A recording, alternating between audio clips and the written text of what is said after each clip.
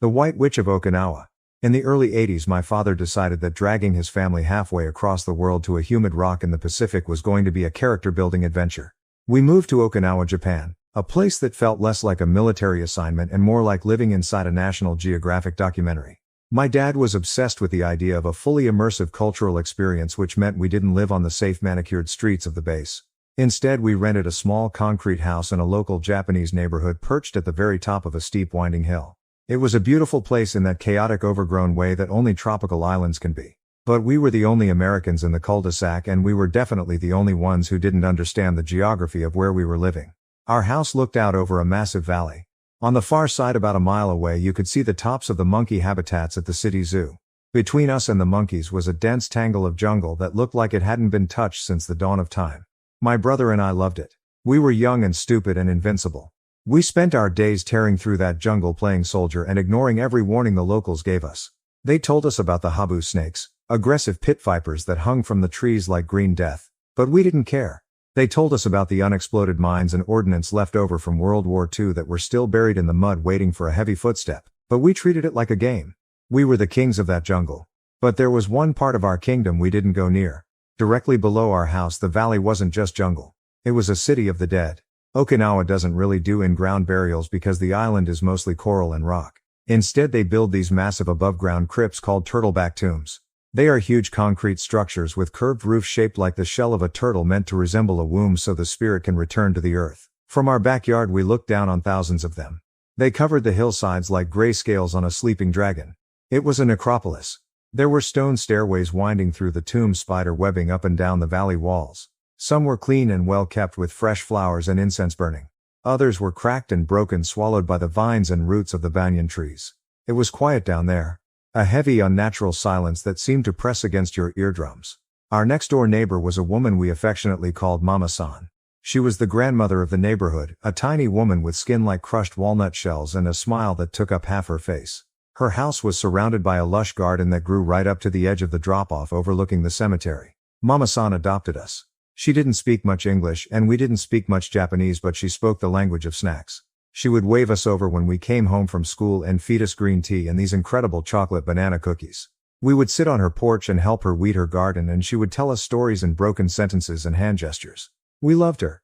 She was warm and safe. But there was always something a little sad about her. Sometimes she would stop pruning her bonsai trees and just stand at the back fence staring down into the valley of tombs. Her face would lose that beaming smile and she would look like she was waiting for something. One evening in late summer, the humidity broke just enough to make sitting outside bearable. The sun was setting, turning the sky a bruised purple and orange. The cicadas were screaming that electric buzz that sounds like a high-tension wire. Mama-san came out to the fence and waved at me. Just me. She signaled for me to come into the garden. She didn't have cookies this time. She looked solemn. She led me to the very back of her property, to a heavy wooden bench carved with images of fishermen and ocean waves. She had me sit down and then she brought out a tray of hot tea and sweet rice cakes. She sat next to me and we watched the light fade from the sky. As the shadows in the valley stretched out and connected, turning the cemetery into a single pool of darkness, she took my hand. Her grip was surprisingly strong. She pointed down toward the tombs. "You see," she said quietly. "Boys play. Run." I nodded, thinking she was scolding me for playing near the edge. "Yes, we play." She shook her head violently. "Not night. Never night." She leaned in close and in her broken English she told me a story that changed the way I looked at the island forever. She told me about the war. To me, World War II was just movies and plastic army men. To her it was the typhoon of steel. She told me about the propaganda the Japanese government fed the civilians. They were told that the Americans were devils. Monsters. They were told that if the Americans caught them they would be tortured and eaten. They were told that death was the only honorable escape. She told me about the cliffs. When the American troops advanced, thousands of civilians ran to the southern cliffs of the island. Trapped between the soldiers and the sea, they made a choice driven by absolute terror. Mothers threw their babies off the cliffs. Then they jumped themselves. Whole families. Villages. It was a mass suicide fueled by lies. I sat there feeling cold despite the tropical heat. I had never heard this.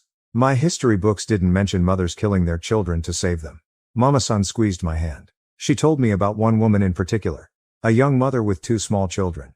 She had run to the cliffs terrified of the American devils. She stood on the edge of the ocean crashing hundreds of feet below, and she made the impossible choice. She grabbed her children and she jumped. But fate is cruel. The children died on impact. The mother did not. She survived the fall, washing up on a ledge or hitting the water at just the right angle. She was broken and battered and she fell into a coma. She lay in a hospital bed for months. When she finally woke up, the war was over. The Americans were there, but they weren't monsters. They were rebuilding roads and handing out food. The realization broke her mind. She hadn't saved her children. She had murdered them for nothing. Mama-san mimed, weeping, her hands covering her face. She told me the woman spent the rest of her life searching.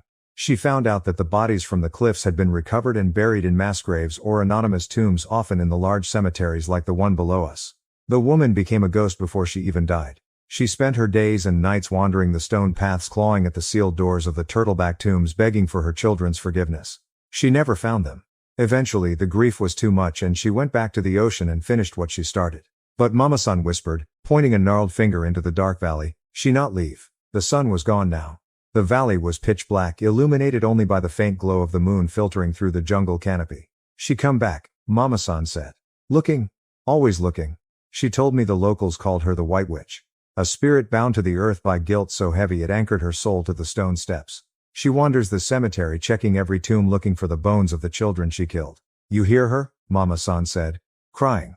I didn't want to look. I wanted to run back to my house and lock the door. But I couldn't move. Mama-san turned my head toward the valley. "Look," she commanded. At first I saw nothing but the gray shapes of the tombs and the black void of the trees. But then I saw it. Way down at the bottom of the valley where the stone steps met the dense jungle, there was a shimmer. It wasn't a light, it was a disturbance in the dark. A pale white shape that looked like a piece of silk caught in a breeze that wasn't blowing. It was moving. It drifted from one tomb to the next. It would pause in front of the stone door, hover for a moment, and then slide sideways to the next one. It was methodical. Desperate. Then I noticed the shaking. The figure wasn't just floating, it was vibrating. It moved with a jagged, violent, shivering motion, like someone sobbing so hard their entire body was convulsing. It looked glitchy, like a bad film reel. And then the sound drifted up the hill. The valley acted like an amphitheater, amplifying the noise from the bottom. It started soft, but it grew clearer as the white shape moved. It wasn't a scream. It was a low, wretched moan. A sound of absolute hopeless misery. It was the sound of a throat raw from screaming for decades. It rose and fell with the shimmering of the white figure. I started to cry. I couldn't help it. It wasn't just fear, it was a wave of sadness that hit me in the chest like a physical blow. The grief coming off that thing in the valley was palpable. It soaked into the air.